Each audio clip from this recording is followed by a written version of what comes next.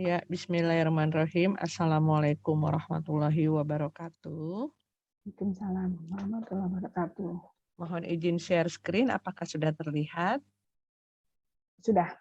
Ya, oke. Bentar. Ya. Baik, alhamdulillah malam ini kita bisa mengikuti lagi ngaji online kajian Islam Psikologi ke-66 hari Jumat tanggal 10 September 2021. Nah, hari ini masih lanjutan dari Masyihabul Furqan dengan judul Filsafat Al-Farabi. Ini adalah susunan acara. Pertama, pembukaan. Kedua, pembacaan surat Yasin. Ketiga, sambutan moderator. 4, pembicara tamu. Dan 5, tanya jawab. Berikut ini adalah time schedule. Ruang Zoom dibuka mulai 18.30 hingga jam 19. Lanjut pengajian surat Yasin, pemaparan materi, tanya jawab, foto bersama, dan penutupan. Berikut ini adalah tata tertib bagi Bapak Ibu yang baru bergabung. Pertama, peserta menggunakan busana sopan dan rapi, stay mute atau nonaktifkan suara selama pemaparan materi berlangsung. Video dalam posisi on saat sesi foto bersama, pertanyaan ditulis di kolom chat selama pemaparan, narasumber akan menjawab pada saat sesi tanya jawab. Berikut ini ada link Instagram, juga link ngaji online kajian Islam dan psikologi di YouTube. Silakan untuk like dan subscribe. Berikut ini adalah profil moderator, Profesor Dr. Reni Akbar Hawadi, MSI, MM Psikolog. Beliau adalah guru besar Universitas Indonesia Fakultas Psikologi. Berikut ini ada di bawahnya yang ingin silaturahim bisa melalui email, Facebook, Instagram, Facebook, Instagram, dan website. Selanjutnya adalah profil narasumber kita hari ini, yaitu Syihabul Furqan. Beliau adalah penerjemah pengajar Pondok Pesantren Al-Ma'rij Dharma Raja. Tercantum juga nomor WA yang bisa dihubungi. Demikian share yang saya sampaikan. Selanjutnya kita akan mengikuti pengajian surat Yasin nih, Mas Arief. Silakan Mas Arief. Katanya tadi lagi Mungkin latihan ya.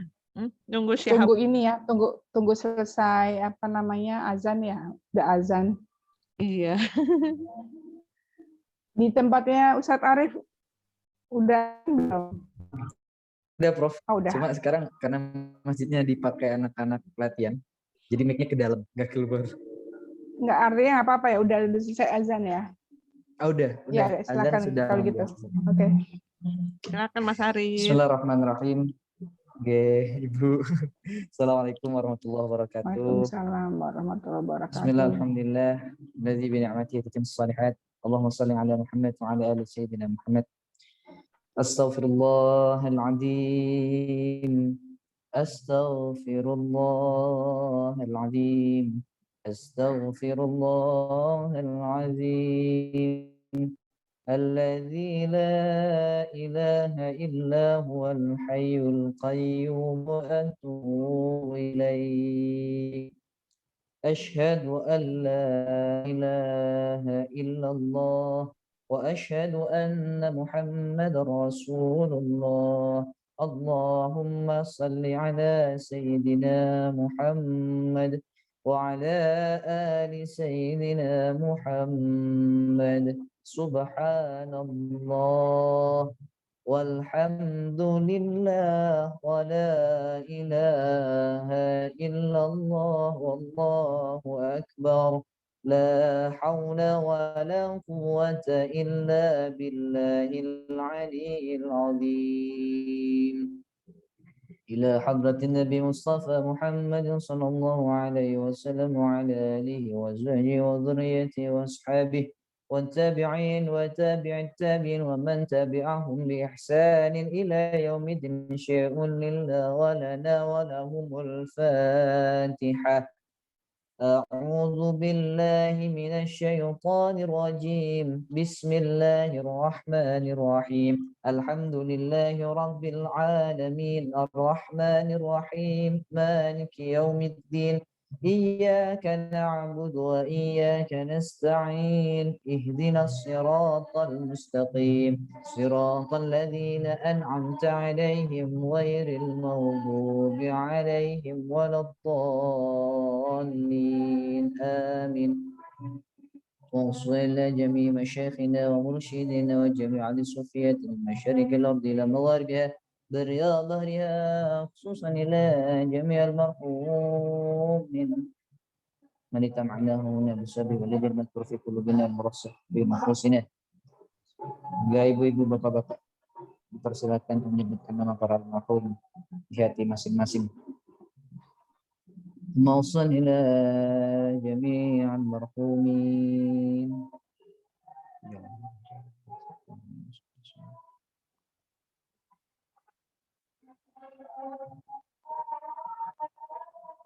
Mausan ila jami'al marhumin. أن الله يغفر لهم ويرحمهم ويعلي درجاتهم في الجنة ويعد علينا من بركاته وأسراره وأنواره وعلومه في الدين والدنيا والآخرة بشفاعة رسول الله. الفاتحة. أعوذ بالله من الشيطان الرجيم. بسم الله الرحمن الرحيم. الحمد لله رب العالمين الرحمن الرحيم مالك يوم الدين إياك نعبد وإياك نستعين اهدنا الصراط المستقيم صراط الذين أنعمت عليهم غير المغضوب عليهم ولا الضالين آمين. الفاتحة بالقبول وتمام كل صول وصلاة شأن ظاهرا وباطنا في الدين والدنيا والآخرة دافعة لكل شر جالبة لكل خير لنا ولأولادنا ولوالدينا ولمشايخنا ولمعلمين ومتعلمين. الفاتحة لمن أوصانا واستوصانا بالدعاء من الله يقبل الدعاء ويجب الإجابة وعلى نية أن الله ينور قلوبنا وقوالبنا مع الهدى والتقى والعفاف والموت على دين الإسلام بقول لا إله إلا الله محمد رسول الله صلى الله عليه وسلم بشفاعة رسول الله بكرامة أولياء الله بأسرار الفاتحة. أعوذ بالله من الشيطان الرجيم. بسم الله الرحمن الرحيم. الحمد لله رب العالمين الرحمن الرحيم مالك يوم الدين إياك نعبد وإياك نستعين اهدنا الصراط المستقيم صراط الذين أنعمت عليهم غير المغضوب عليهم ولا الضالين آمين.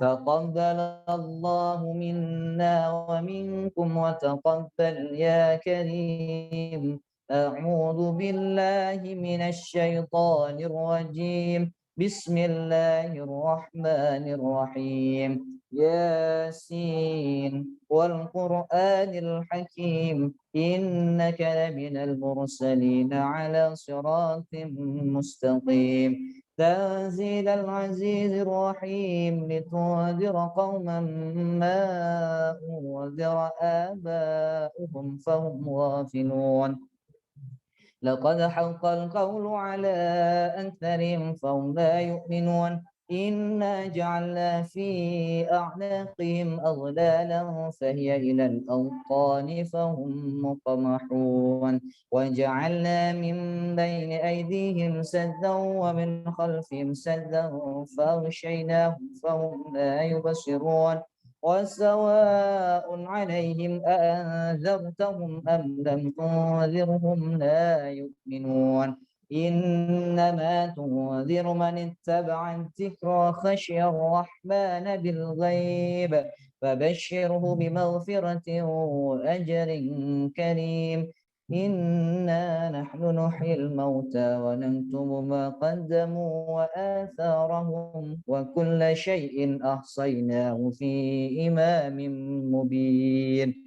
واضرب لهم مثلا أصحاب القرية إذ جاءها المرسلون إذ أرسلنا إليهم اثنين فكذبوهما فعززنا بثالث فقالوا إنا إليكم مرسلون قالوا ما أنتم إلا بشر مثلنا وما أنزل الرحمن من شيء إن أنتم إلا تكذبون قالوا ربنا يعلم إنا إليكم لمرسلون وما علينا إلا البلاغ المبين قالوا إنا تطيرنا بكم لئن لم تنتهوا لنرجمنكم وليمسنكم منا عذاب أليم قالوا طائركم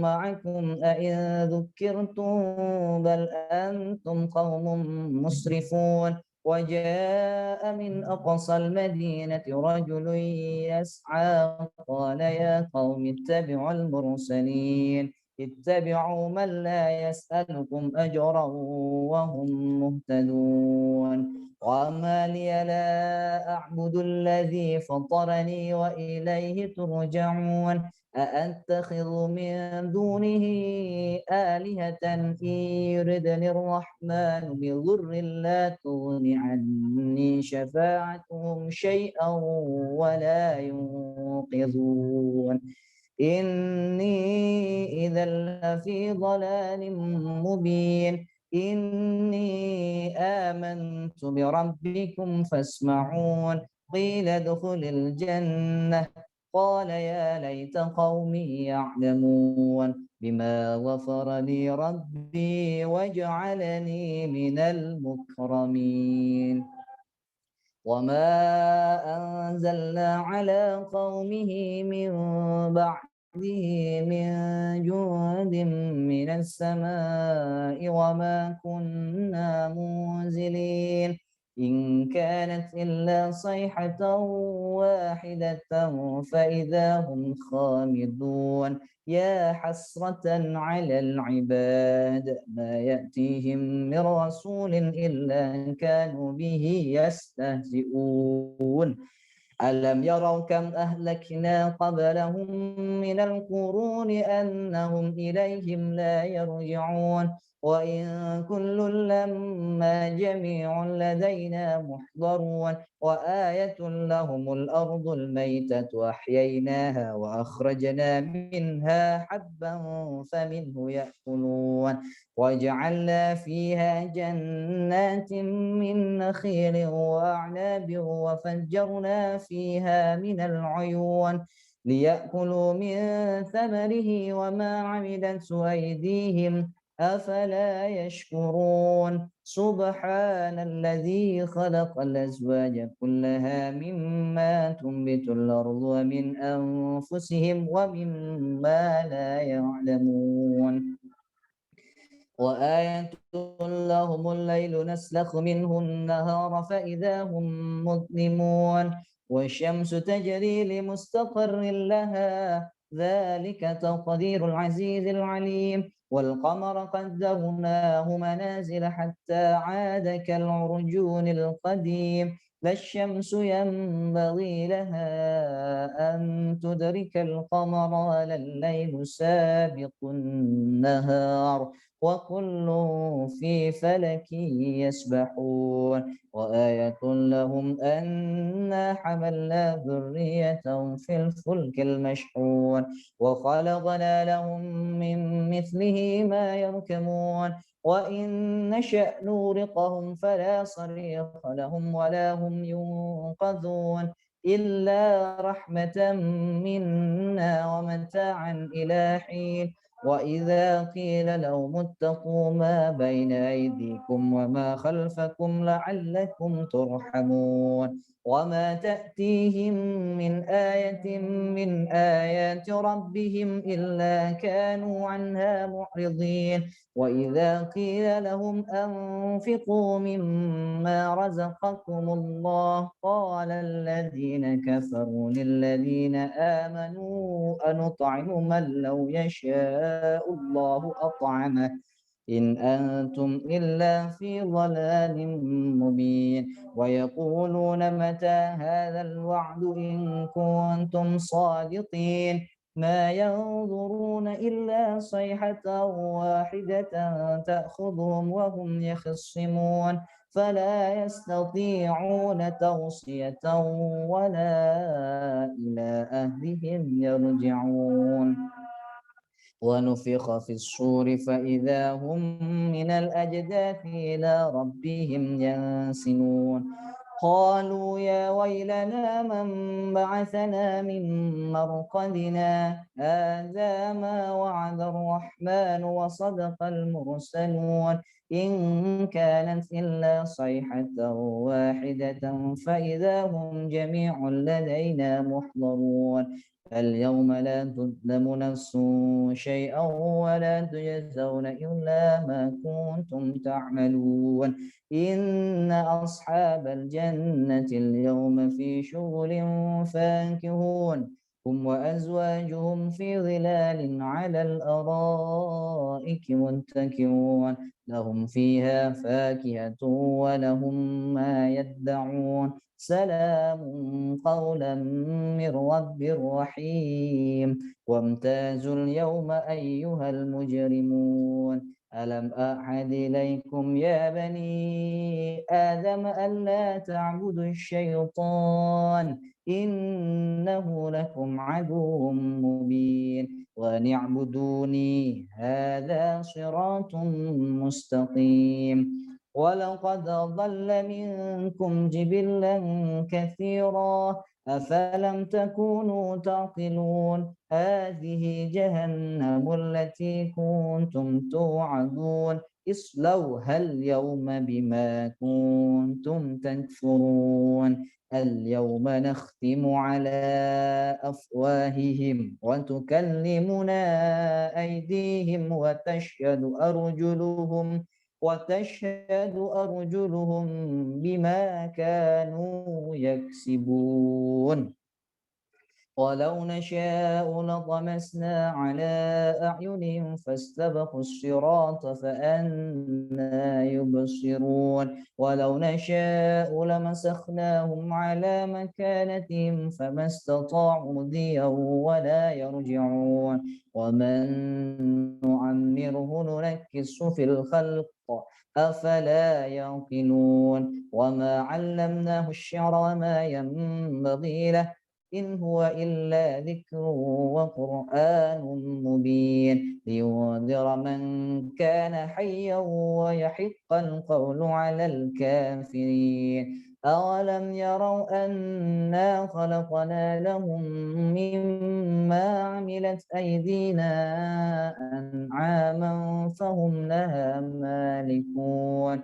وذللناها لهم فمنها ركوبهم ومنها يأكلون ولهم فيها منافع ومشارب أفلا يشكرون واتخذوا من دون الله آلهة لعلهم ينصرون لا يستطيعون نصرهم وهم لهم جند محضرون فلا يحزنك قولهم إنا نعلم ما يسرون وما يعلنون أولم يرى الإنسان أنا خلقناه من نطفة فإذا هو خصيم مبين وضرب لنا مثلا ونسي خلقه قال من يحيي العظام وهي رميم قل يحييها الذي أنشاها أول مرة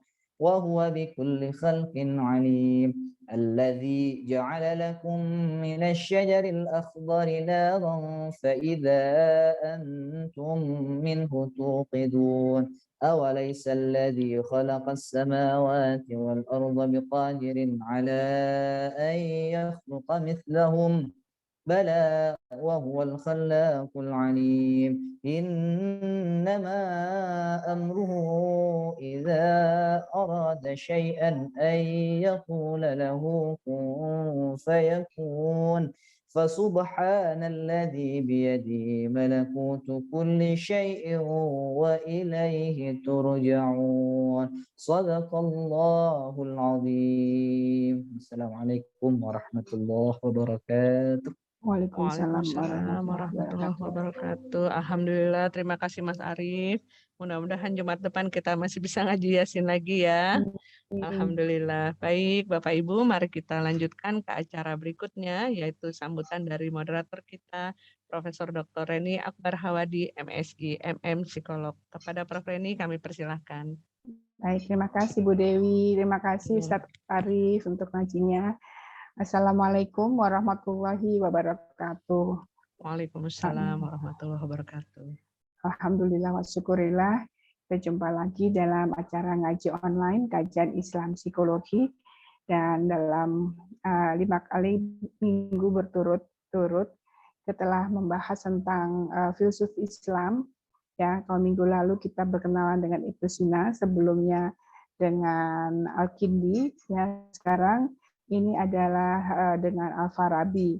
Bertiga ini merupakan three musketeers ya, 3 serangkai. Mungkin seperti bisa nggak disamakan ini Ustadz Furqon ya, Kang Furqon. Terima kasih sudah datang ini, alhamdulillah. Maha memang Kang. Alhamdulillah, Prof. Ya. Gimana Profesor, sehat? Alhamdulillah, Insya Allah.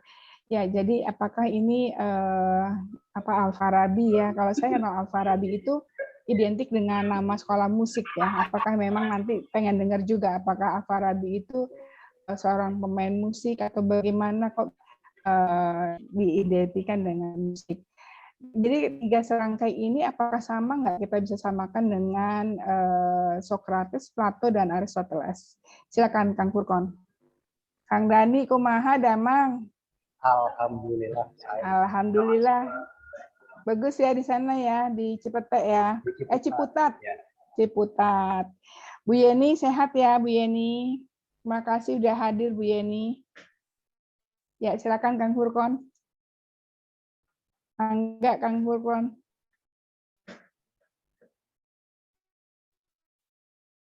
Kayaknya Selamat malam. dah. Ya, silakan. Selamat malam Bapak-Ibu sekalian. Asyhadu an la ilaha illallah wa asyhadu anna Muhammadar Rasulullah. Allahumma shalli ala sayyidina Muhammadin wa ala alihi wasallam. Amma ba'du. Senang bisa ketemu kembali dengan Profesor Reni, sama Mas Dani, sama Bu Dewi, dan kawan-kawan sekalian. Kita malam hari ini masih bisa sekurang-kurangnya memikirkan ulang berkenaan dengan filsafat, gitu ya. Nah, di kesempatan malam hari ini, alhamdulillah saya juga masih diberi kesempatan oleh Prof. Reni untuk kita bicara tentang filosof Muslim. Saya sarankan memang malam ini kita bicara tentang Al-Farabi. Kenapa Al-Farabi dan kenapa beliau sangat signifikan sekali dalam filsafat Islam? Itu karena kita sudah bahaskan Ibnu Sina, tapi nanti saya harap minggu depan Ibnu Sina dipertajam lagi dengan Mas Dani, gitu ya, supaya kita punya istilahnya itu gradasi meningkat, gitu ya, si ininya itu, pembahasannya itu. Kang Dani siap ya minggu depan? Insya Allah. Ya, terima kasih. Ini jaringannya Kang Furqon ya. Intensitasnya. Ya.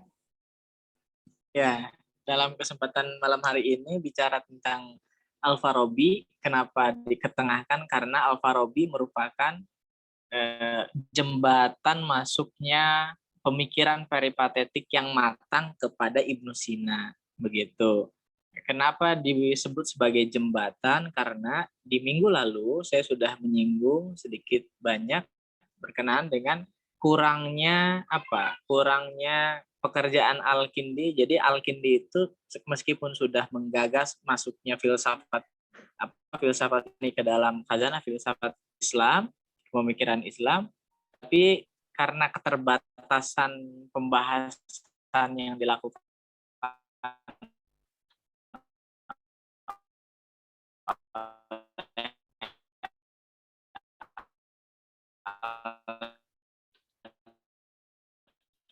Nggak jelas ini. Posisi melengkapi kepingan puzzle yang hilang itu. Nah, Al-Farabi terutama signifikansinya itu beliau mensyarahi banyak sekali pemikiran, mensyarahi itu memberikan komentar panjang, sekaligus juga penting penjelasan-penjelasan dalam konteks pada saat itu berkenaan dengan logikanya Aristoteles gitu ya. Terutama kitab Organonya Aristoteles itu yang 6 bagian itu disyarahi sedemikian rupa oleh Al-Farabi sehingga disinilah letak pentingnya Al-Farabi sendiri, bahwa Al-Farabi memberikan penjelasan lebih mutakhir berkenaan dengan logika, di samping juga Al-Farabi memberikan penekanan-penekanan yang penting di dalam logika, sistem logika yang bergejolak pada saat itu. Karena konteksnya itu pada saat itu kita tahu bahwa ilmu-ilmu Islam seperti fikih, seperti ilmu kalam juga sedang semarak-semaraknya dibicarakan. Ya, semaraknya dibicarakan.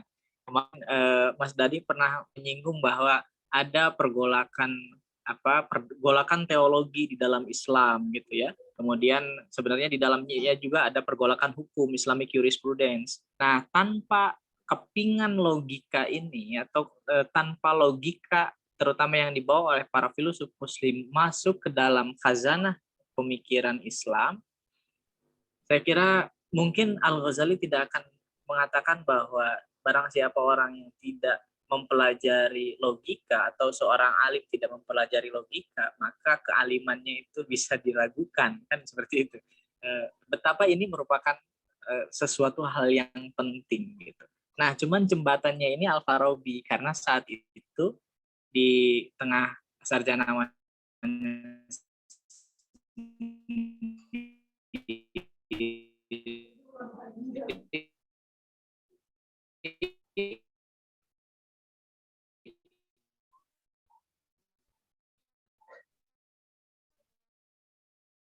Aduh, ini jaringannya ini.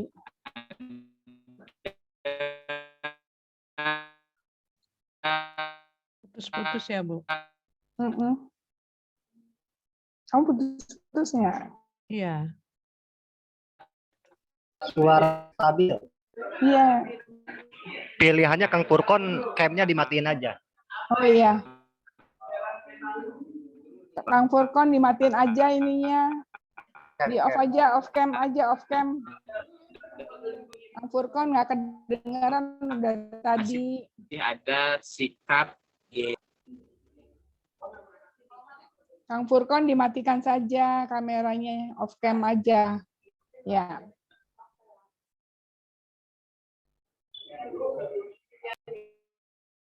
Saya juga off cam juga deh kalau gitu. Kang Furkon mana ya? Suaranya jadi sama sekali hilang. Suaranya di mute. Nah, Sudah udah. dibuka. Ya, lanjut Kang Furkon.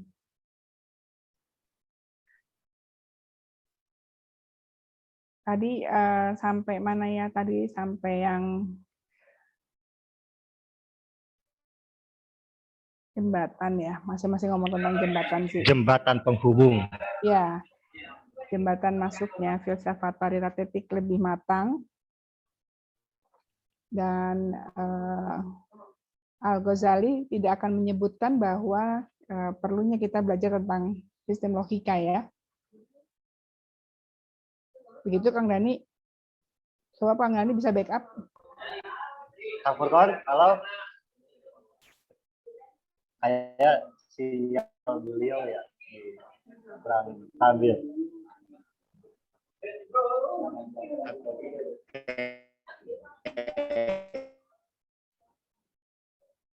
Iya. Hilang malah. Coba tadi diulang lagi Kang Dani deh gimana tadi. Jadi sebenarnya Al-Farabi ini jembatan masuknya filsafat paritatetik yang tadi lebih matang karena Al-Kindi itu masih baru menyusun secara ensiklopedis ya waktu itu ya. Betul. Dan lebih kan Al-Kindi dulu, kemudian Ibnu Sina ya, baru Al-Farabi kan? Kang Furkon coba dulu Kang Furkon. Ya.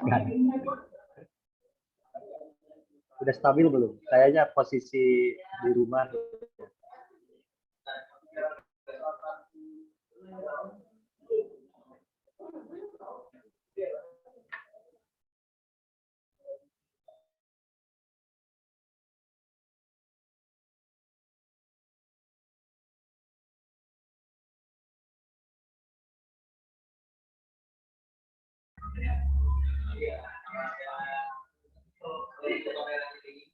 Hilang. Ah, Sembari mengisi kekosongan berarti ya. Iya, iya. Coba saya. Satu cerita, satu Ya. cerita tuh begini. Di usianya yang kira-kira 18 tahun, Ibnu Sina itu, kalau Kang Furqan udah nyambung.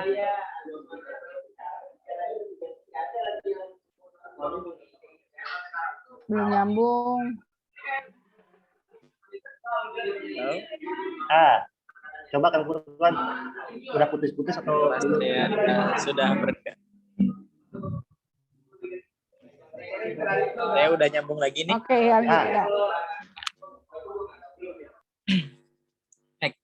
Kita lanjutkan. Ya. Mohon maaf, Nah, bagus sinyalnya tadi. memang benar-benar lari. Sampai pada jembatan penghubung. Sampai jembatan penghubung ya, bahwa posisi Al-Farabi ini menghubungkan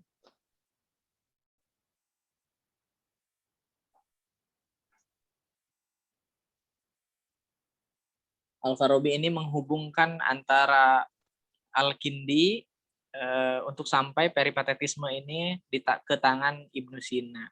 Nah, yang paling signifikan pekerjaan Al-Farabi itu dalam bidang logika, ya. Kemudian yang paling mungkin kenapa tadi Prof. Reni bertanya kenapa apa kontribusi Al-Farabi di dalam bidang al-musik, mungkin karena Al-Farabi menulis salah satu kitab musik yang cukup besar gitu ya di zamannya, kitab Al-Muzika Al-Kabir. Itu berkenaan dengan musik. Kita betapa di sini ada jejak estetika Islam seperti itu, bahwa di masa keemasan Islam pernah diakui bahwa musik itu merupakan bagian terpenting dari peradaban manusia. Nah, yang menulis salah satu kitab Muzika Al-Kabir ini yang sampai kepada kita itu dari Al-Farabi. Nah, mungkin itu sebabnya ada sebagian sekolah yang menisbatkan posisi penting Al-Farabi dalam bidang estetika gitu ya. Nah, sementara di kesempatan malam hari ini kita akan bicara khusus tentang logika. Nah, yang penting harus digarisbawahi menurut Al-Farabi di dalam sebuah sistem logika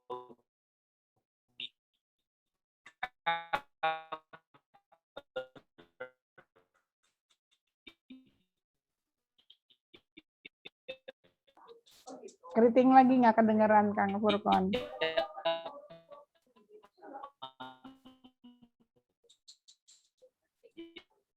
Kang Dani kedengeran jelas nggak? Enggak kan?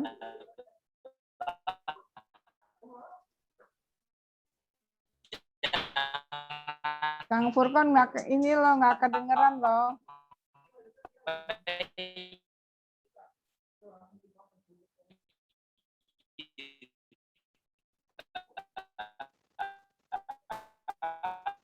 Gimana nih Kang Dani? Kang Furqan masih putus-putus parah. Kang Furqan. Kang Furqannya nggak ngerasa ya? Ya, delay, ada delay ini. Oh.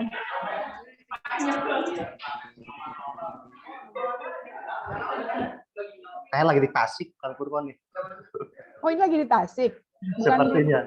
Tuh, ini. Oh. Bukan di Sumedang.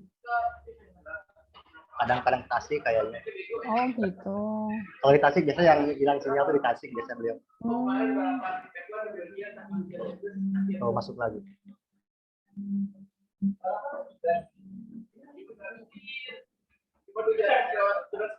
Kang Furqan minta waktu sebentar 5 menit ya untuk Kang Dani menjelaskan sebentar aja. Kang Furqan, saya minta Kang Dani untuk menjelaskan tadi kehilangan kita 5 menit. Silakan Kang Dani. Tadi ada apa usia 18 tahun itu apa sih? Dia penasaran. Maaf Kang Furqan nih. Kang Furqan nyari sinyal sebentar. Pada usia 18 tahun di sini itu kurang lebih ya 18 atau under 18 Jadi diceritakan bahwa Ibnu Sina sudah menguasai banyak ilmu pengetahuan, mulai dari apapun itu, baik dari wilayah keislaman maupun ilmu dari Yunani. Misalkan ilmu yang digagas oleh Hippocrates ataupun Galen yang kemarin dibicarakan oleh Kang Furqon, gitu ya, bahwa Al-Kindi dan lain sebagainya menerjemahkan kitab-kitab Yunani di Baitul Hikmah. Salah satu banyak dari kitab itu tentang kedokteran, dan Ibnu Sina membaca kitab kedokteran melalui 2 karya dari Galen dan Hippocrates. Di usia muda juga, karena memang bahasa internasionalnya adalah bahasa Arab, gitu ya. Jadi Ibnu Sina itu udah tahfidz Quran, kemudian nahwu sorof dia udah bahkan di daerah Bukhara, ya, di daerah Bukhara banyak guru yang udah kewalahan karena Ibnu Sina sangat matang dalam menguasai bidang ilmu. Tapi ada satu problem yang menjadi problem Ibnu Sina itu, bahwa dia tidak pernah memahami yang digagas oleh Aristoteles mengenai metafisika. Itu yang disebut oleh Kang Furqon tadi tentang patetismenya Aristoteles. Jadi paripatetik, gitu ya, itu adalah keilmuan Yunani yang digagas oleh Aristoteles, yang beraliran rasional, kemudian empirik dan lain sebagainya. Nah, dalam autobiografinya Ibnu Sina disebutkan bahwa saya sudah lebih dari 40 kali membaca kitab metafisikanya Aristoteles dan saya tidak paham apa yang dimaksud oleh Aristoteles. Sampai suatu pagi, sore atau pagi, Ibnu Sina berjalan-jalan di sebuah pasar dan menemukan kitab tipis seharga 3 dirham atau dinar gitu. Ibnu Sina kemudian membeli kitab dan ternyata kitab itu adalah kitab yang dikarang atau yang ditulis oleh Al-Farabi. Melalui kitab itu kemudian Ibnu Sina membaca, dan melalui pengakuan Ibnu Sina di autobiografinya, melalui kitab yang ditulis oleh Al-Farabi itulah dia baru memahami apa yang dimaksud oleh Aristoteles mengenai metafisikanya. Maka disebut menjembatani ya. Makanya disebut menjembatani. Dan dari situlah terkenal Al-Farabi sebagai guru kedua. Al-Mu'allim Tsani itu. Jadi guru pertamanya Al-Kindi. Keduanya adalah Al-Farabi. The second teacher. Dari sisi Ibnu Sina ya. Dari sisi bahkan sampai sekarang itu bahwa lakob itu penyebutan terhadap Al-Farabi adalah guru kedua. Hanya Aristoteles, di second teacher-nya adalah itu yang kemudian oleh Kang Furqon disebut jembatan penghubung. The bridge, jembatan penghubung. Coba dites lagi suaranya Kang Furqon, udah putus-putus atau belum? Tapi kemarin disebutin oleh Kang Furqon, Al-Kindi itu adalah filsafat pertama, bukan berarti guru pertama ya? Bukan. Itu memang judul kitabnya Al-Falsafatul Ula. Gitu. Ya. Itu nama buku kitabnya. Nama kitabnya. Tebal. Jadi berarti Al-Farabi ini kalau disebut the second teacher ini berarti dia sangat tadi maka dibilang signifikan, satu nama besar ya yang bisa menerjemahkan pengertian tentang Aristoteles dong berarti. Yes, termasuk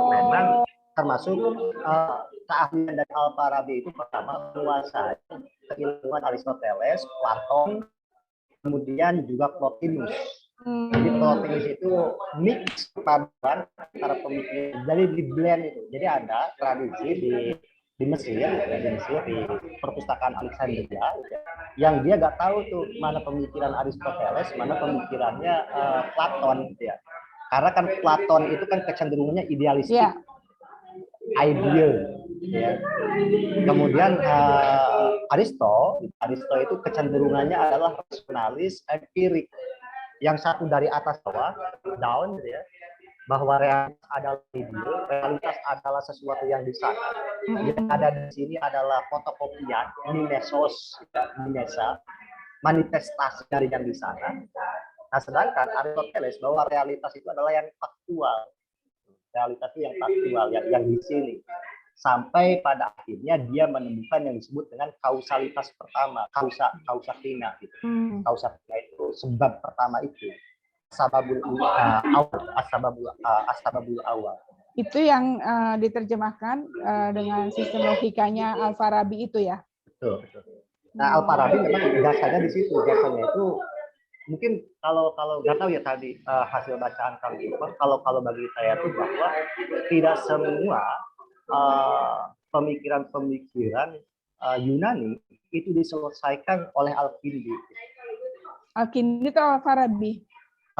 Jadi Al-Kindi itu hanya sebatas katakanlah mubtada itu pengawal lah ya, yang mengawali, tapi nggak semuanya. Nah di situ kemunculan Al-Farabi mencoba untuk apa? Karena kan metafisika itu suatu studi disiplin keilmuan yang sangat susah untuk dipahami, apalagi oleh bangsa Arab pada waktu itu. Tapi dalam hal ini kan Al-Kindi itu dia berjasa tadi ya, bahwa dia filsuf Muslim pertama yang menggagas Baitul Hikmah ya, perpustakaan ya. Dan yang menggagas itu Al-Ma'mun. Oh, Al-Ma'mun. Ya, khalifah langsung, negara yang berinisiasi di situ. Oh. Ya, bukan individual. Jadi bukan Al-Kindi ya, tapi khalifah ya. Nah uniknya dari Baitul Hikmah, the House of Wisdom ini heterogen itu juga hanya itu ada orang Kristen, orang Yahudi gitu. Semuanya menguasai bahasa Yunani dan Persia dikerjakan sebagai translator gitu. Masya Allah. Itu ada di mana sekarang ya? Baik Baitul Hikmah itu masih ada Pak? Di Baghdad. Oh di Baghdad. Ya, masih tetap ada ya? Oh, saya belum ngecek nih Prof. Bolehlah nanti kita cek. Kalau gitu kita kalau misalnya ada rezeki harus ke sana dong nih. Betul. Tapi Irak ya aman. Jadi yang disebut metafisika bahwa ada kesatuan kemudian dimatangkan oleh Al-Farabi. Meskipun masih banyak pemikir-pemikir di antara mereka, di antara Al-Kindi dengan Al-Farabi itu masih banyak pemikir-pemikir yang berkontribusi, tapi memang punggawanya itu ya ada di dua orang ini, Al-Kindi, Al-Farabi, baru puncaknya ada di Ibnu Sina. Jadi middle stage-nya itu ada di tapi kalau misalnya orang terpikir pertama tuh yang beken tuh kok selalu disebut-sebut Al-Ghazali terus gitu ya. Nanti di situ ada istilah konflik of interest di antara pemikir Muslim itu. Yang itu dipelopori oleh Al-Ghazali sebagai kritikus pemikir Islam. Ya, dia awalnya kan mengkritik semua apa yang awalnya mempelajari. Terus mengkritik, kemudian akhirnya menerima. Membuat formulasi baru. Semua disiplin keilmuan Yunani, fisika, logika, fisika, matematika, aritmatika, kemudian juga politik semuanya, siasat, akhlak, oleh Al-Ghazali ditolak kecuali satu doang, logikanya aja yang diselamatkan oleh Al-Ghazali itu. Makanya katanya Al-Ghazali meskipun menghancurkan filsafat, tapi masih ada yang disisakan oleh dia, yaitu tentang mantik. Makanya tadi kata Kang Furqon bahwa Al-Ghazali pernah bikin statement begini, kita jangan pernah mempercayai atau kita harus meragukan omongan orang yang tidak didasarkan atas logika. Kalau nggak logis kita jangan percaya gitu ya. Makanya di pesantren-pesantren Indonesia gitu ya, pasti logika al-mantik itu dipelajari, dan itu katanya kontribusi dari Al-Ghazali. Nah ini Kang Furqon udah ini ya, bisa jadi tertarik kan katanya justru di UIN itu justru malah setelah belajar tentang pentingnya logika, lama-kelamaan mereka akhirnya tidak on the track di dalam keislaman. Justru logika itu kan bukan sesuatu yang dari luar ya Prof. Karena logika itu kan adanya di dalam sistem otak kita sebenarnya itu. Tetapi yang menjadi logos, menjadi disiplin keilmuan ketika kita mencoba untuk mengidentifikasi hukum-hukum berpikir yang ada di dalam pikiran kita. Makanya logika itu kan dibagi dua, ada logika ilmiah, ada logika alamiah. Yang alamiah itu udah terinstall di dalam pikiran kita. Nah, kemudian yang terinstall itu kan kita identifikasi, kita rumuskan, kita tuangkan dalam rumus-rumus. Nah, itu yang kita pelajari itu, yang termanifestasi dalam buku-buku ajar lah gitu kira-kira, Prof. Tapi sebenarnya logika tuh udah inherent. Iya, pasti inherent. Tapi maksud saya justru karena padahal kita belajar agama itu tidak boleh menggunakan logika. Nanti kalau menggunakan logika nanti nggak ketemu ya. Jadi harus terima begitu saja. Nah, sementara kan ini doktrin logika ini buat orang harus secara logik apa enggak nih. Jadi akibatnya banyak anak-anak UIN itu yang katanya bener nggak ateis. Kalau bahasa teman kita itu puber akidah, Prof. Oh, istilahnya bagus juga ya. Puber lagi mereka itu. Gitu. Jadi padahal kalau bagi orang yang benar-benar mendalami filsafat, ya mereka tuh lebay lah, Prof. So, karena mereka baru kenal, jadi ya makanya tadi puber akidah ya. Oh, nanti udah belajar lagi lebih dalam lagi, baru. Jadi kayak itu dong, kayak Al-Ghazali juga ya? Enggak ya? Al-Ghazali itu di satu sisi memang tadi mempertahankan nilai-nilai keislaman murni, makanya dia membuat kitab Ihya Ulumuddin, jadi menghidupkan kembali kebahagiaan ya. Nah, Ihya Ulumuddin ilmu keagamaan. Oh, ilmu keagamaan. Yang padahal dalam Ihya Ulumuddin kan berjilid-jilid. Jilid pertamanya itu yang ngebahas tentang ilmu, tentang logika. Nah, makanya ada istilah yang mengatakan tidak ada agama bagi orang yang tidak berakal. Ladina liman ladinal akal. Jadi tidak ada agama bagi mereka yang tidak berakal. Jadi memang harus agama sama akal ya harus beriringan gitu. Agama. Cuma alerginya itu karena sistem berpikir yang udah tertulis itu disampaikan oleh tradisi Yunani, itu aja problemnya. Dan itu pada akhirnya sentimen teologis. Orang Yunani adalah paganisme gitu kira-kira kan. Gitu. Iya. Ya itu dianggap kan itu bukan bagian dari Islam Yunani ya. Jadi emang kontroversinya di situ ya. Kenapa ya para pemikir Islam ini kok justru belajar yang tadi paganisme itu yang dianggap kayaknya itu bukan terahnya gitu ya. Nah, itu menariknya, ada penjelasannya nggak? Kenapa mereka tuh tetap menerobos padahal ada rambu-rambunya kan seperti itu? Kemarin saya jelasin sebenarnya karena memang peradaban itu kan siapa yang lebih dulu aja kan begitu.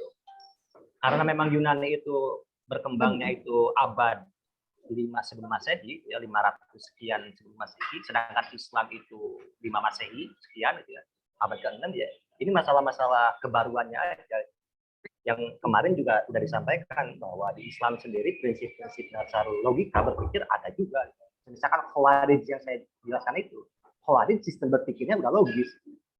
Cuma apakah sistem berpikirnya itu udah diidentifikasi dan diturunkan menjadi sebuah teori-teori, nah itu belum. Tapi itu nanti bakal ada di ilmu usul fiqh gitu ya. Di usul fiqh itu.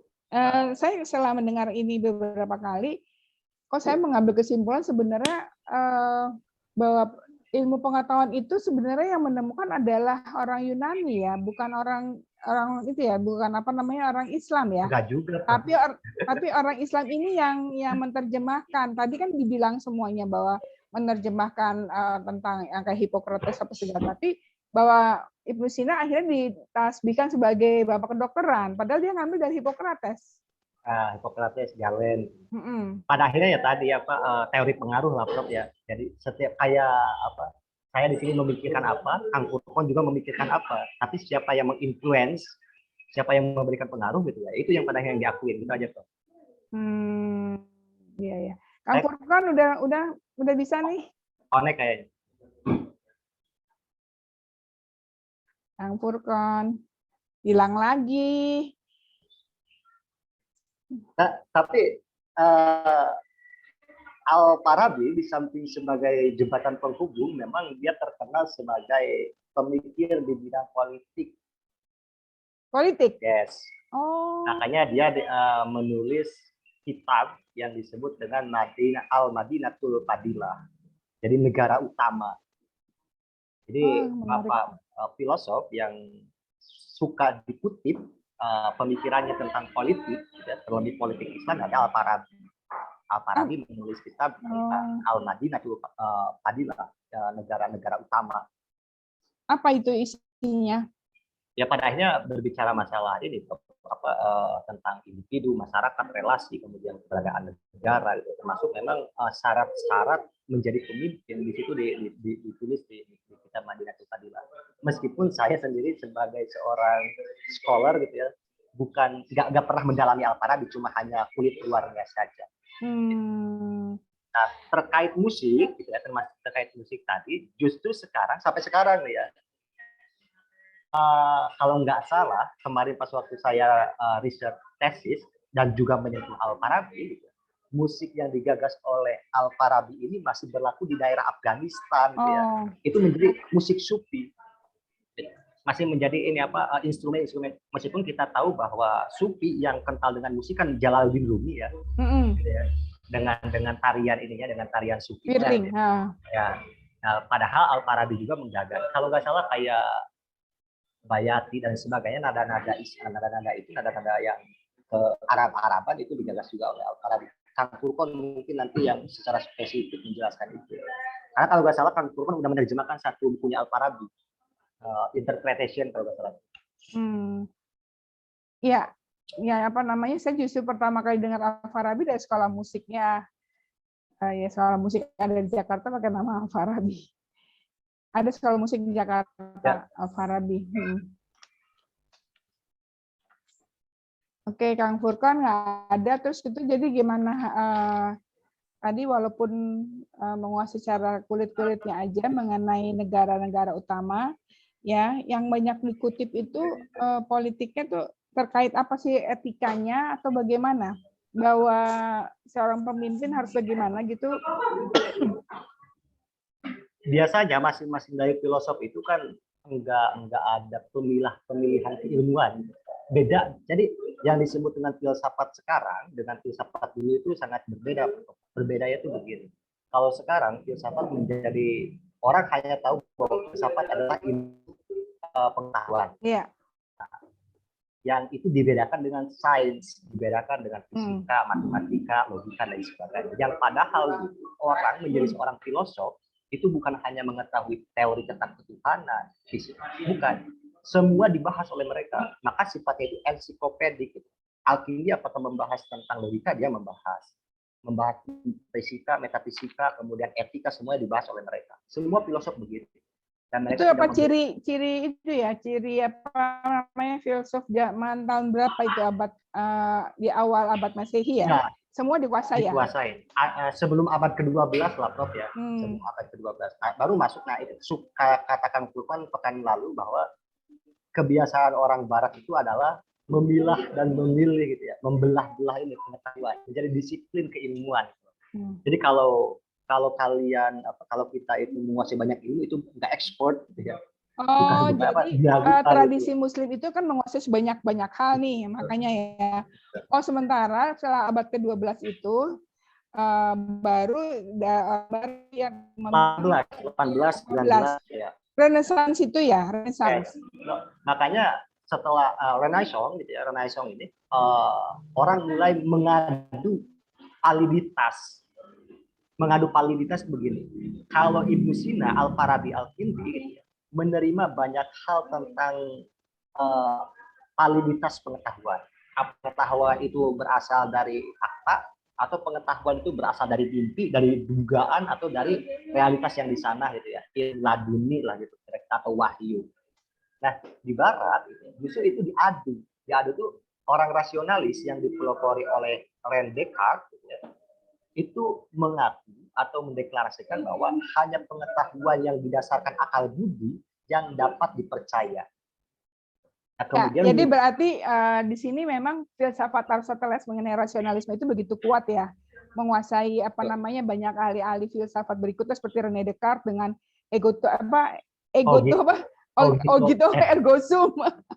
Sekarang mah ergo zoom gitu ya. Ergo zoom. Aku berpikir maka aku ada. Ya.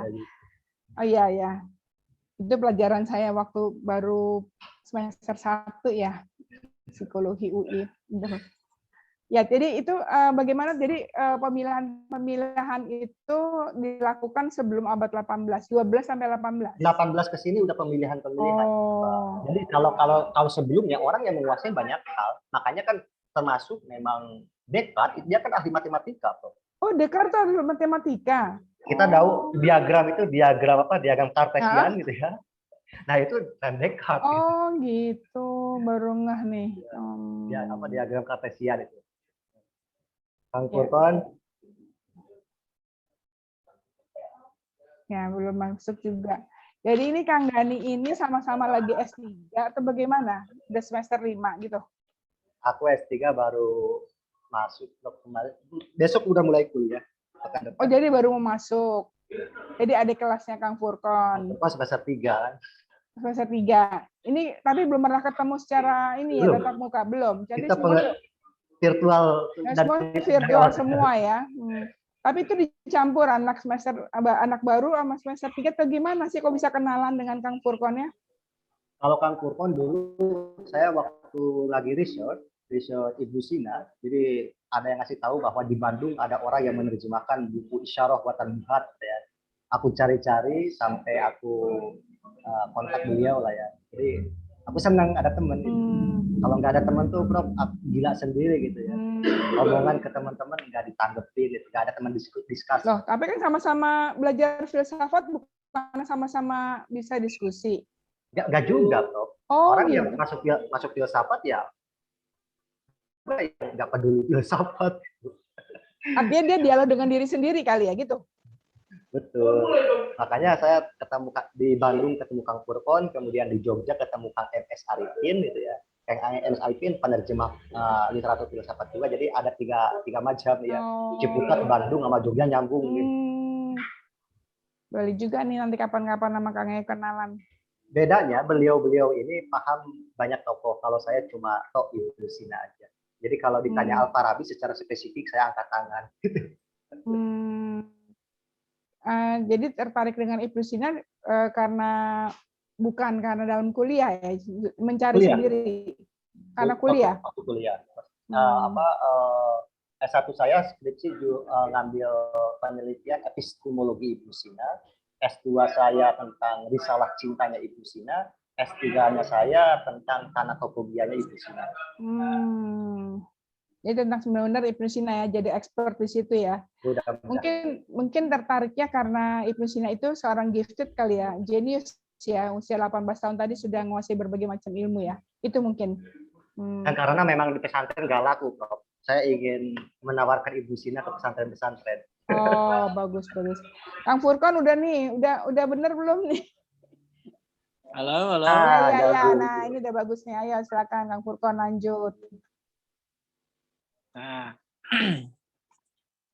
sampai gap tadi ya, mudah-mudahan ditutupi kekurangannya sama Mas Dani sehingga saya bisa langsung masuk ke pemikirannya tentang Al-Farabi yang lebih signifikan, yang lebih spesifik begitu. Yeah. Nah, Al-Farabi ini tadi menekankan supaya dalam berpikir kita itu harus mencermati hal-hal yang kecil, gitu ya. Al-Farabi di sini memberikan sumbangsih dalam logika itu supaya seorang pemikir atau siapapun, bahkan sebenarnya siapapun yang berpikir dalam hal ini itu mencermati mencermati kata hubung, gitu ya, seperti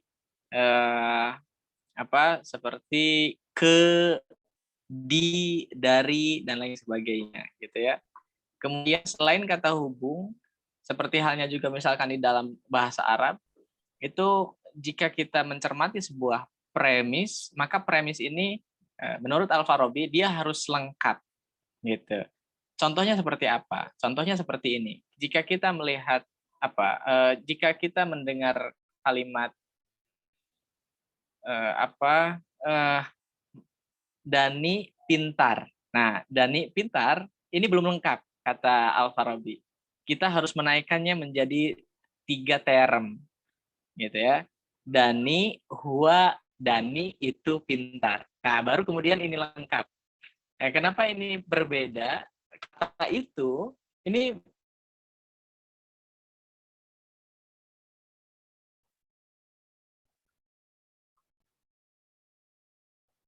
Hilang lagi. Ya. Begitu, itu merupakan pesan yang penting sekali karena jika orang hanya mendengarkan Dani pintar, maka pengikatnya pintar ini bisa dilekatkan pada siapapun kan seperti itu. Nah, sementara jika Dani pintar, maka di sini dalam konteks ini pintar itu hanya Dani. Nah, seperti itu. Nah, oleh karena itu ini sebenarnya kecil saja, seakan-akan sepele begitu, tapi ini sangat penting sekali, apalagi nanti dampaknya dalam jurisprudensi. Tadi juga saya menangkap sekilas tentang Mas Dani memberikan penjelasan berkenaan dengan jurisprudensi Islam, berkenaan dengan fikih dan ilmu kalam gitu ya di dalam peradaban Islam. Tanpa logika yang sedikit-sedikit seperti ini yang melalui Al-Farabi ini sampai kepada kita, itu mustahillah kemudian hukum Islam itu sampai sekarang seperti ini. Misalkan jika kita terapkan dalam konteks hukum Islam, gitu ya, dalam konteks usul fikih terutama, jika seseorang misalkan ketika kita karena logika itu nanti outputnya itu untuk menegaskan, gitu ya, untuk menegaskan kebenaran. Taswir wa tasdiq, istilahnya seperti itu. Taswir itu adalah pernyataan-pernyataan pernyataan-pernyataan atau penggambaran analog, dan tasdik itu konfirmasi terhadap kebenaran itu.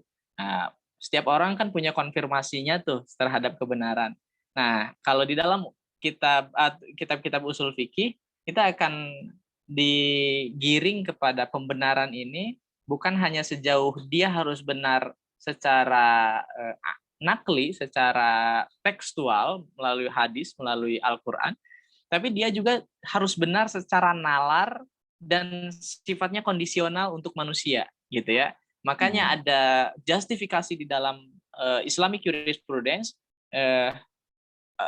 hukum itu taghayyurul hukmu bi taghayyuriz zaman wal makan. Hukum akan berubah seiring berubahnya waktu dan tempat. Ini yang dijustifikasi oleh Nabi, gitu ya. Makanya hukum Islam ketika masuk logika, dia semakin berkembang dan dia semakin terkontekstualisasi. Contoh misalkan, ketika saya mengatakan bahwa saya pengen membunuh si A, saya misalkan curhat sama Prof. Reni misalkan, gitu ya, sebagai pasien misalkan seperti itu. Prof, saya sebenarnya pengen membunuh si A. Gitu.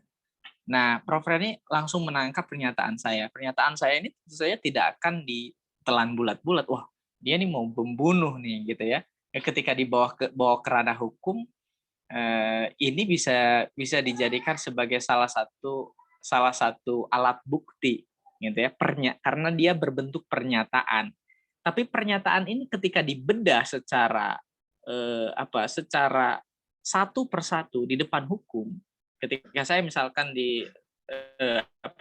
diseret ke muka hukum, misalkan ceritanya misalkan Prof. Reni ini tiba-tiba melaporkan saya, wah ini berbahaya karena tendensinya ke membunuh seperti itu.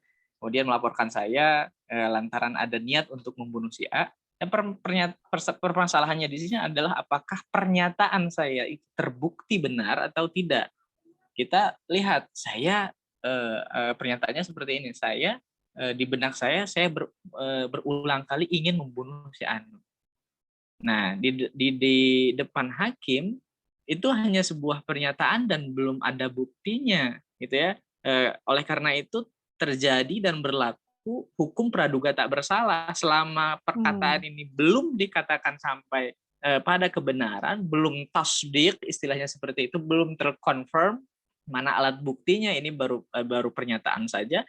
Pernyataannya pun tidak berdasar, hanya mengatakan saya berulang kali ingin membunuh dia. Ingin itu merupakan suatu kehendak. Istilahnya kalau dalam Ibnu Sina kemarin itu dia objek internal, gitu. Kehendak manusia itu adalah objek objek internal. Kita bisa mengatakan saya ingin ini, saya ingin itu sebagai suatu kebenaran, tapi kebenaran itu belum termanifestasi. Artinya bahwa ini baru sampai pada level awang-awang gitu ya, hanya angan-angan saja dia ingin melakukan itu.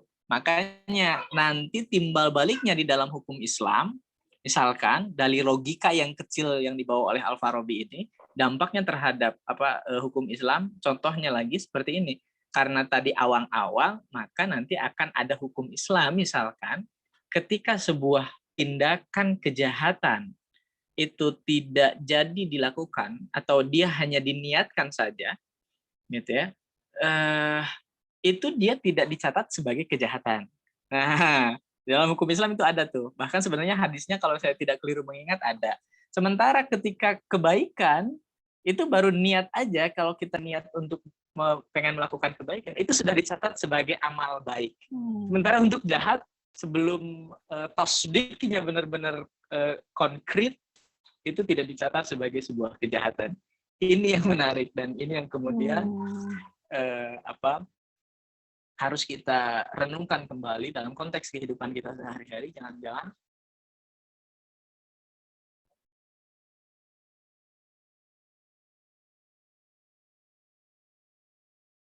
ya, ini memang menarik ya, memang ya. Kalau niat jahat itu belum terjadi, dia tidak dihitung sebagai kejahatan karena memang membutuhkan alat bukti tadi ya.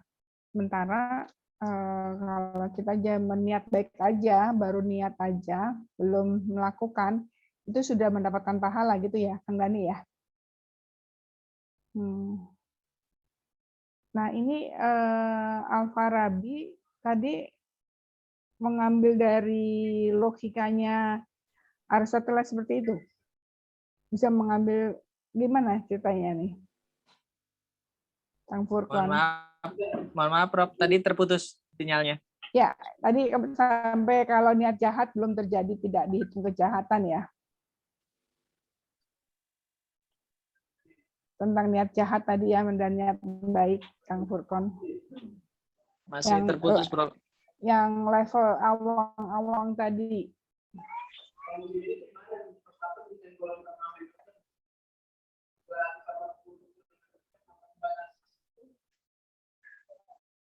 Tapi kalau misalnya seorang laki-laki udah niat mau kawin lagi, walaupun belum terbukti mau kawin lagi, itu bisa jadi ribut gitu, Kang Dani. Bisa perang dunia. Kayaknya itu udah naluri ya kalau di laki-laki itu, Prof. Makanya ada aturannya.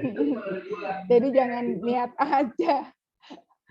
Niat aja udah bahaya itu. Kalau Kang Furqon mungkin udah bisa. Kalau saya kan belum, Prof. Masih bujangan. Oh. Sampai sini tambah 3 ya. Kang Furqon, lanjut Kang. Jadi sambil nunggu Kang Furqon lagi, minggu depan itu Ibnu Sina apa yang mau didalami? Waktu itu kemarin kita baru icip-icip ya, waktu itu belum sampai dalam ya. Jadi sekarang kitab yang mana nih waktu untuk buat tesis ya? Ya, boleh Prof. Apa? Kalau kemarin kan, kalau Kang Furqon kan masih runut, dia ngejelasin dari logika, kemudian fisika. Nah kalau saya, kalaupun besok diizinkan ya kita ngomongin dunia lainnya, apalagi kan psikologinya, ada sambungannya tentang konsep kebahagiaan, cinta dan sebagainya mungkin. Oh, Ibnu Sina ngomong itu juga ya? Tesis itu doktrin cinta dalam Buddhism Ibnu Sina. Doktrin cinta. Ini dari analisis ya, bukan meneropong konsep aslinya Ibnu Sina. Ya mix, kitabnya diterjemahin oleh Kang MS Arifin, kemudian saya mencoba untuk menggabungkan antara konsep cinta dengan doktrin kebahagiaan. Konsep cinta dari Ibu Sina, konsep cintanya Ibu Sina, konsep dengan kebahagiaan Ibu Sina. Ada dua ini. Ada dua tema. Bagaimana dia bisa melihat tentang cinta dan kebahagiaan gitu Ibnu Sina ya. Ini menarik nih. Jadi nanti saya minta nomor HP-nya aja Bu Dewi, Kang Dani minggu depan jadi narasumber Bu Dewi. Baik, Prof. Nah, jadi ininya biar bisa dipajang Saya fotonya. tulis di chat ya. Iya, iya. Baik, Bu. Sama judulnya kali ya, Bu Dewi ya. Ya, Termasuk CV-nya, short CV-nya Kang Dani. ya. Ya, oke, baik. Saya save. Makasih. Terima kasih ya Kang Dani. Oh, lahir tahun 84 nih. Enggak, Oh, Prof. kirain 84. lahirnya 12 Februari 84. Bukan. Saya 91, Prof. Karena nggak ada nomor aja itu. Oh, lahir tahun 91. 91. Kalau gitu tahun ini terakhir yang harus mudah-mudahan dapat ya gandengan. Ibu, rata-rata filosof muslim itu pada menjomblo, Prof. Oh Kecuali iya? kecuali Kang Furqon. Oh. Terlalu tinggi ya pikirannya ya. Mana nih Kang Furqonnya udah hilang nih. Ya, jadi pada Al-Farabi, jadi nggak bisa lanjutin Al-Farabi ya, karena kan menguasai Ibnu Sina ya, jadinya susah ya ngomong tentang Al-Farabi. Ya. Saya tidak pernah mau membicarakan sesuatu yang saya tidak kuasai, Prof. Iya dong, betul, betul. Dia yang memberikan label terhadap dia sebagai guru kedua, the second teacher itu siapa ya? Apa orang Barat apa orang Muslim sendiri? Wah, kalau orang yang pertamanya tidak tahu ya, Prof. saya. Tapi memang pada akhirnya kita sampai ke kita tentang lakomnya itu, tentang apa? Tentang julukan itu. Ya, pada akhirnya dari cerita yang dituturkan oleh Ibnu Sina itu sendiri. Jadi jika tidak ada Al-Farabi, mungkin filosof Muslim itu tidak akan pernah memahami pemikiran dari metafisikanya Aristoteles. Yes. Menarik ya, itu kok kayak baik. Meskipun nanti ada lagi, Prof. Jadi Al-Farabi adalah the second teacher. Kemudian nanti ada Ibnu Rus. Kalau Ibnu Rus adalah orang ini pensyarahnya Aristoteles. Filosof kelahiran Andalusia di barat. Itu satu ini enggak, satu zaman enggak dengan Ibnu Sina? Beda zaman. Dan jadi itu jauh. Ibnu Sina dulu. Ibnu Sina, kemudian dari Ibnu Sina ke Al-Ghazali, dari Al-Ghazali ke Ibnu Rus. Oh, jauh banget ya. Kalau Ibnu Khaldun? Ibnu Khaldun itu abad 14, jauh lagi. Itu filosof terakhir lah itu di sisa-sisa peradaban Islam. Tapi masih ngomong Aristoteles juga? Enggak, dia seorang sosiolog, seorang sejarawan, sosiolog. Oh gitu. Tapi kenapa ya universitas nggak pakai, ada yang pakai nama Al-Farabi, malah kalau universitas pakai nama Ibnu Khaldun. Ada juga Ibnu Khaldun kan di Jakarta. Masa sih ini pakai C, padahal harusnya K ya? Kalau yang Ibnu Khaldun pakai KH itu di Bogor. Kalau yang pakai C itu di Jakarta. Iya, kenapa? Ini menarik juga, saya pengen kepo juga ya, kenapa kok dipilih Ibnu Khaldun gitu. Kalau misalnya memang Al-Farabi itu seorang nama yang besar gitu, kok kenapa universitas nggak pakai nama dia gitu. Nanti Kang Dani yang ya. Kang Furqon udah bisa masuk lagi. Tinggal 15 menit Kang Furqon. Hilang lagi tuh Kang Dani. Nah, gini, Prof, saya sampaikan dari kulit luar pemikiran Al-Farabi, bahwa di samping sebagai jembatan penghubung, juga ide Platonisme. Nah, kalau yang tadi kan logika, kemudian fisika itu dari Aristoteles. Ada satu konsep dari Plato yang dikembangkan oleh Neoplatonisme. Itu disebut dengan teori emanasi. The theory of gradasi. Jadi teori tentang penciptaan. Nah, Al-Farabi juga orang merupakan pemikir yang menggagas teori itu sebelum Ibnu Sina. Nah, Ibnu Sina gitu ya, menyempurnakan teori Al-Farabi itu tentang konsep emanasi.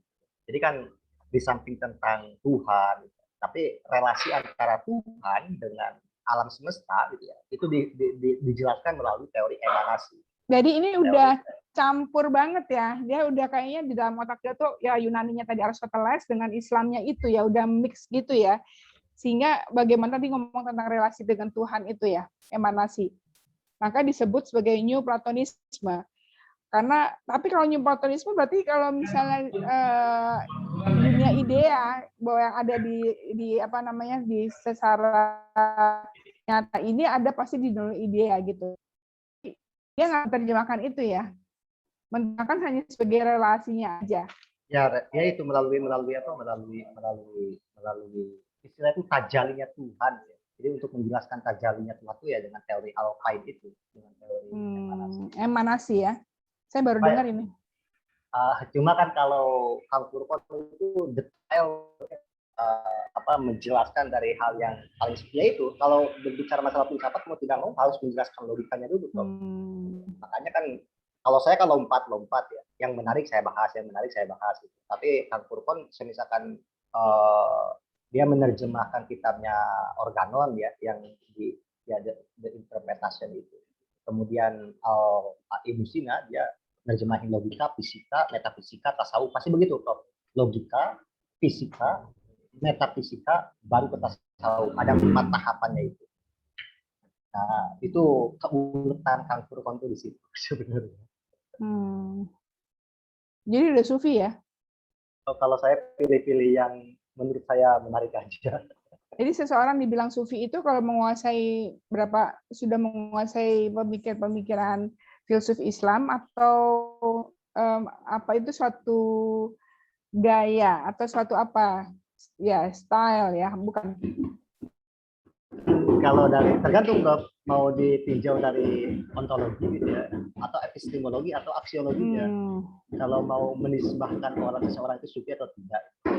Misalkan kalau dari segi ontologinya kan penjelasan tentang objek dari si sufi itu, kemudian subjeknya, objeknya. Kalau ditinjau dari epistemologi ya dilihat dari cara seseorang disebut sufi itu ketika mendapatkan pengetahuan seperti apa. Gitu. Apakah dari faktualis dari fakta-fakta ataukah dari apa itu. Terus dari segi aksiologinya ya tadi ada yang disebut dengan tasawuf akhlaki gitu ya. Udah ke akhlak dari buah dari teori. Jadi angle-nya bisa beda ya. Kalau misalnya dari segi aksiologi dari akhlaknya paling gampang itu nilainya. Pokoknya dia berbicara baik, kemudian juga juhud gitu ya, kemudian juga apa ya itulah tasawuf karakteristiknya itu ya. Tapi kalau epistemologinya dia sebagai caranya itu kalau dari epistemologi padahal debatable juga, ada yang melalui pengetahuan isrofiyah, pancaran, iluminatif gitu, atau yang arif. Kalau di Ibnu Sina kan sampai ke puncaknya itu disebut dengan al-arifin, sebagai gnostik, seseorang yang mendapatkan pengetahuan connect. Ada tawas itisol, keterhubungan akal antara akal manusia dengan akal ke-10. Kalau secara ontologis orang yang disebut tadi sufi itu penjelasan tentang apa itu Tuhan, apa itu alam semesta, apa itu manusia, itu tentang keapaan lah kalau itu. Dan itu lebih basic kalau itu. Yang kemengapaan tadi itu adalah aksiologi ya. Mengapa seseorang gitu. Kalau kebagaimanaan ya, kebagaimanaan itu biasanya ditinjau dari epistemologi. Kang Furqon udah nyambung belum? Udah. Kang Furqon. Ini kayaknya device lain. Kang Furqon. Ya, ini susah banget nih. Katanya kalau malam lebih bagus sinyalnya ya, ternyata mungkin lagi ada angin atau apa ya di Sumedang itu. Nah, jadi ini yang tadi disampaikan oleh Kang Dani ya, fisika, metafisika, dan tasawuf itu gradasi atau sesuatu yang berdiri sendiri atau gimana? Itu ini Prof, kalau yang mana Prof? Yang tadi yang logika ya, itu? Logika, fisika, metafisika. tangga. Tangga ya. Tangga. Hmm. Kalau di para filosof Muslim itu tangga aja, lah gitu ya. Jadi ya runut yang basic pasti harus paham dulu kita, baru ke fisika, semua kan begitu. Saya kalau misalnya fisika tuh kok ngertiinnya kayak pelajaran fisika, padahal bukan ya? Bukan fisika kayak sekarang ini. Oh, gitu. Jadi fisika di sini apa ya? Beyond logic. Ngomong masalah materi, bentuk, kemudian aksiden, ngomongin masalah jauhar, ngomongin masalah gerak, gitu ya, ngomongin masalah apa perubahan. Itu yang diterjemahkan oleh Kang Furqon, udah disebar itu fisika Ibu Sina tuh. Jadi Kang Furqon itu udah menyebar dua buku. Terjemahan pertama logika udah disebar 2 bulan yang lalu, 3 bulan lalu, dan saat ini masih hangat menyebar terjemahan fisika. Oh, belum dapat. Kalau yang pertama udah dapat, jadi baru hari ini ya. Kalau gitu nanti bisa minta juga nih. Terus kalau metafisika bukan soal meter lagi. Metafisika itu dalam istilah bahasa Arab, dalam istilah filsafat Islam disebut maba'da tabi'iyah. Maba'da itu penjelasan. Sebenarnya itu karena Aristo, gitu ya, lembaran-lembaran manuskripnya Aristo, tema ini ditaruh setelah pembahasan fisika, gitu ya. Disebut maba'da tabi'iyah, sesuatu setelah fisika, gitu. Makanya memang ya. Metafisika, ya. Kok saya kayak ngomong Aristoteles nggak pernah singkat jadi Aristo, tapi kan baru sekarang bisa tahu kalau misalnya di UIN selalu manggilnya pakai Aristo ya, nggak lengkap. Kalau Plato itu bukan Plato, tapi Platon, pakai N. Kenapa ya? Karena memang di bahasa Arab dan emang di sananya kan namanya itu ini kan bukan Plato, itu kan makomnya sebagai berdada lebar, karena dia pegulat kan. Di Platon itu julukan. Di bahasa Arab itu ditulis Aflatun, pakai waw nun gitu. Dan kesini disebutnya Platon. Gitu. Maka saya pikir kok namanya kalau jadi di sini jadi Platon ya, Aristo gitu. Nggak sama. Ternyata itu ya kalau dalam Islam ya. Namanya itu Aristokles kalau kita. Aristokles. Bukan Aristoteles. Bukan. Makanya Aristo. Kang Furqon udah nggak ada lagi nih. Ya udah. Jadi apalagi yang kira-kira dari Al-Farabi ini menarik ya. Kok dia bisa tadi kan dalam berpikir kan dia memperhatikan detail ya kayaknya ya, bahwa kata penghubung itu penting dan itu memberikan arti yang berbeda gitu ya, memberikan makna yang berbeda ya. Seperti itu. Dan kemudian sampai kepada harus ada konfirmasi kebenaran itu pada saat apa ya? Pada waktu kita misalnya membaca sesuatu, kita tidak paham karena teks itu mungkin bisa multi interpretasi kali ya. Sehingga harus perlu ada konfirmasi gitu, apakah gitu Kang Dani tadi ya? Ya, kalau di Indonesia dalam memahami sosok yang satu ini, Al-Farabi ini pertama dia itu pasti dikenal sebagai seorang filosof politik. Ya. Itu yang paling ini. Makanya kan Kang Furqon mencoba untuk menghadirkan yang baru nih dari Al-Farabi ini. Tapi ya tadi dikenal Al-Farabi itu sebagai filosof politik dengan magnum opusnya itu adalah Al-Madinatul Fadilah. Negara utama itu. Yang kedua memang naskah selain Kang Furqon yang pernah menerjemahkan kitabnya Al-Farabi itu Cakur. Jadi Cakur itu Nurholis Majid di dalam antologi bukunya Hajanah Intelektual Islam itu menerjemahkan salah satu risalahnya Al-Farabi tentang ihsalul ulum. Jadi pembagian klasifikasi ilmu, nah di situ. Jadi kalau ingin membaca tentang epistemologinya atau pembagian ilmu, klasifikasi ilmu menurut Al-Farabi itu ada di buku Hajanah Intelektual Islam. Itu di pembahasan masih terbit ya, Bu? Masih. Obor masih menerbitkan. Yang cetakan terbaru. Khazanah Ilmu Pengetahuan Islam ya, Intelektual Islam. intelektual Islam. Itu Nah. buku wajib ya untuk semester berapa tuh? Kalau saya baca itu pasti wajib banget lah itu Oh iya ya, kalau kita harus beli. sebagai penghantar. Banyak di online kok. Sudah ada penggantinya belum? Nurkholis Terkait? Majid. Pemikiran Pak Nurkholis Majid ini udah ada nggak yang anak mudanya? Kalau yang genuine belum ada, tapi kalau yang hanya melanjutkan ide-idenya banyak. Hanya mengembangkan banyak, tapi yang genuine itu ya belum ada. Belum ada ya. Oke, Kang Furkon, ini silakan tinggal 5 menit, Kang Furkon. Hilang lagi. Udah. Jadi maklum opusnya Al-Farabi tadi adalah berjudul Negara-Negara Utama ya. Saya belum dapat sebenarnya, tadi kan Kang Furkon belum sampai bicara tentang itu ya. Anda kan yang Dani ya, Kang Dani yang menyebutkan bahwa dia lebih dikenal sebagai bapak filsafat yang banyak dikutip tentang politik itu tadi ya. Nah, tapi itu mungkin bagaimana? Izin karena memang ini ngaji online kajian Islam psikologi gitu ya. Relasi Al-Farabi dengan psikologi gitu ya. Tadi di musik loh. Di musik. Musik menjadi metode penyembuhan, metode tazkiyatun nafs ya. Penyucian jiwa. Bagaimana itu memang ditulis oleh Al-Farabi seperti itu. Al-Farabi, ya. Bahkan sampai sekarang masih digunakan sebagai metode penyembuhan.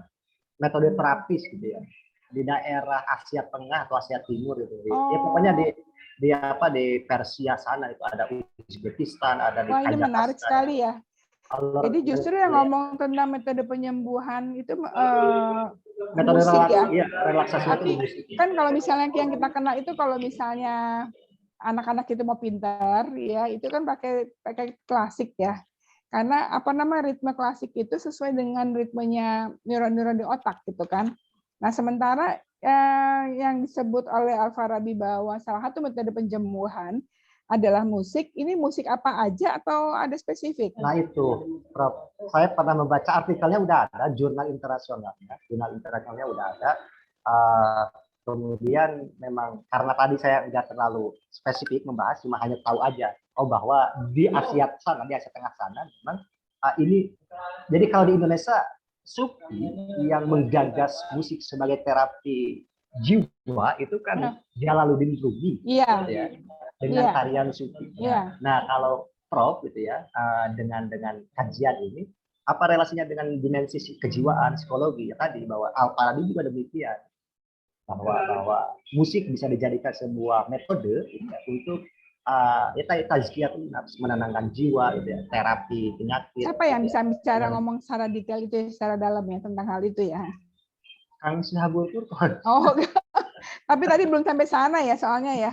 Kan baru mengenai masalah hal-hal tentang logikanya kan. Ya, betul. Tapi tentang masalah bahwa musik sebagai metode penyembuhan itu kan belum. Makanya besok jikapun ada kesempatan bahwa karena memang ini ada relasinya dengan dimensi psikologi, apa yang akan saya bawa terkait konsep cinta dan kebahagiaan itu ya masuk banget. Ya itu bagus sekali. Ya. Baiklah ini Kang Furqonnya kayaknya nggak ini ya susah ya sekali ya, kasihan juga ini tempatnya. Mungkin tadi di Tasik ya, bukan di Sumedang ya. Kalau di Sumedang biasanya lancar beliau. Ya baik, Kang Dani ada lagi kalau saya mau tutup sebelum ini? Cukup, Prof. Cukup ya. Baik teman-teman, mohon maaf ya Bu Yeni, Pak Joko, pengajian kita belum bisa sepenuhnya nih lancar ya. Tapi kita sudah mendapatkan gambaran besar tentang Al-Farabi. Sekali lagi saya mau sampaikan bahwa Al-Farabi itu adalah jembatan penghubung masuknya filsafat peripatetik menjadi lebih matang. Jadi dengan kenapa sangat signifikan karena banyak memberikan komentar-komentar tentang Aristoteles tadi yang masalah logikanya ya. Ya padahal saat itu ilmu fikih sedang marak-maraknya ya, yang sangat menonjol dari Al-Farabi ini adalah beliau menulis tentang kitab musik ya yang terbesar di zaman kemasan Islam. Nah, yang tadi disampaikan oleh Kang Dani bahwa musiknya Al-Farabi ini di Asia Tengah sebagai salah satu metode penyembuhan ya. Seperti halnya dengan Jalaluddin Rumi dengan wirlingnya ya, dengan tarian sufinya di itu Turki ya. Iya. Bursa ya. Seperti itu. Nah, magnum opusnya Al-Farabi itu adalah negara-negara utama yang mana banyak bapak filsafat yang banyak dikutip tentang politik seperti itu. Kira-kira itu saja yang bisa disampaikan pada malam hari ini tentang Al-Farabi. Jadi kita masih menunggu nanti kalau misalnya kesempatan minggu depan, kalau Kang Dani adalah bagian Kang Dani untuk menjelaskan tentang cinta dan kebahagiaan dari Ibnu Sina. Seperti itu. Baik, terima kasih banyak ya Kang Dani ya, selalu membackup acara malam ini. Terima kasih semuanya. Saya cukupkan pada malam hari ini. Wabillahi taufiq wal hidayah. Assalamualaikum warahmatullahi wabarakatuh. Saya kembalikan kepada Mbak Dewi. Silakan. Waalaikumsalam warahmatullahi wabarakatuh. Terima kasih Prof. Reni. Alhamdulillah ya.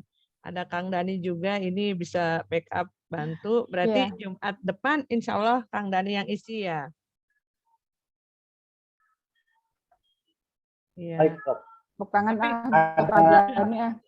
Ada salam dari Kang Purkon ini, maaf banget malu sama Prof. Reni katanya.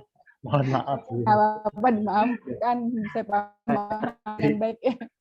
Ya, Mbak Dewi silakan. Baik, kita foto dulu ya buat arsip. Nanti bisa ditampilkan. Ini malam-malam ya.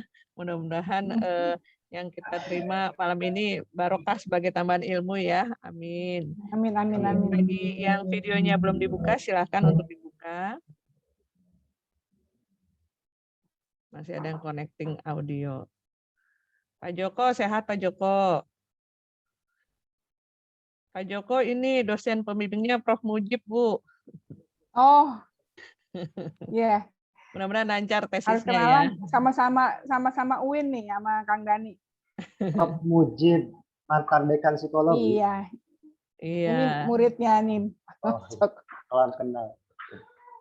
Baik ya, kita foto dulu. 1, 2, 3. Sekali lagi. 1, 2, 3.